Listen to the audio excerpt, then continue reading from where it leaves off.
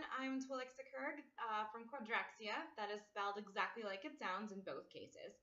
And I am, by your standards, an extraterrestrial. I'm trying to learn more about your planet, your strengths and weaknesses, that kind of thing, before we come for a friendly visit.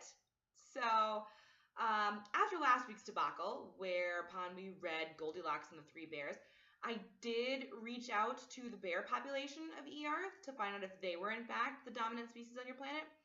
I don't think they are.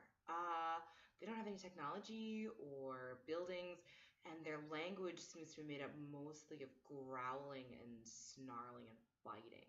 So, despite the lack of evidence for your sentience, I'm just going to go ahead and keep addressing these videos to you.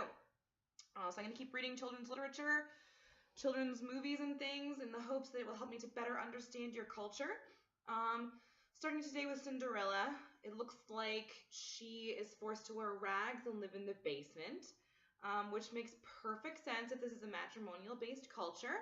I do the same thing when I raise Quargs. They're a pet species on Quadraxia, and they've got like hundreds of eyes, these big hairy legs, oodles of tentacles. They are so cute. And if I have one that's got, extra eyes or like even more tentacles than usual, I will keep that cute little sucker hidden away until I get rid of all the ugly brothers and sisters. And then once those are gone, I will sell that cute one like that. So I completely understand, needing to unload the day-old merchandise for the fresh stuff. Get it? There's going to be a ball, and they're not going to let Cinderella go. Understandable. But Cinderella's really upset, and she's crying, and then this thing called a fairy godmother arrives, changes mice into horses and a pumpkin into a carriage. Okay. So it seems like humans from E-arth are acquainted with some higher order beings that have the ability to alter the solid states of matter. And they come to your aid when you're in trouble or upset. Do all of you have these alliances with higher order beings or just the pretty ones? Also, what do they consider upset? Like, I mean, if you were all forcibly enslaved and made to work in uranium mines, would that be something where they would like swoop in and intervene? I'm asking for a friend. It has nothing to do with our friendly visit to our E-arth. So, anyway, it looks like the fairy godmother goes ahead and gives Cinderella a pretty nice dress and some shoes made of glass. I think my translator is broken because what I understand glass to be is a material that would be very dangerous to make shoes out of. Good chance of maiming yourself, so I need to get it fixed. So then they go to the ball in the pumpkin carriage. The prince meets Cinderella. He falls madly in love with her. She leaves and he chases her out the door. She loses a shoe in her haste to get away from him. Couple of questions. So it looks like he fell in love with her because of her tiny feet. Do you humans make all of your matrimonial decisions based on foot size? Because I was watching Frozen, one of your historical documentaries for children, and the princess in that one specifically says that foot size doesn't matter.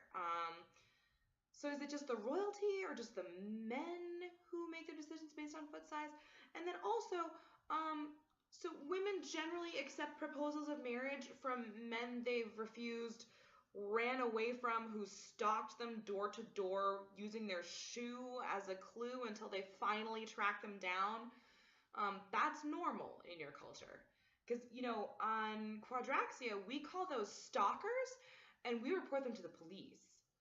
So that's a big cultural difference. Although it does say here that they lived happily ever after, so apparently it all worked out. Anyway, if you have any suggestions of other books that might be more edifying to me as far as what, goes on E-arth, that would be super helpful. One of you sent me in a question, which is not really how this is designed to work, but sure, I'll go ahead and answer it. You said, you look a lot like a human. Is it possible our species are related? The letter went on to ask a bunch of detailed questions I'm not going to answer, but no, I do not think that our species are related at all. We're from planets thousands and thousands of light years apart, and if we were related, it would be super unethical for us to be, you know, considering enslaving you and vetting you as a viable food source. So, translator issues. I meant to say that if we were similar species, then there'd be no point in us even visiting your planet because we'd have nothing to learn about you for cultural sharing and progress and scientific discovery. Yay! So I'll see you guys next week when I've had my translator fixed.